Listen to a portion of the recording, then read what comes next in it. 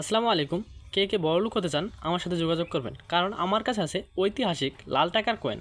এই লাল টাকার কয়েনের বাজার মূল্য হচ্ছে একটার দাম 1 লক্ষ টাকা।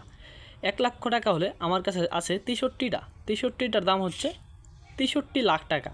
63 লাখ টাকা খরচ করার মতো আমার কোনো অপশন নেই।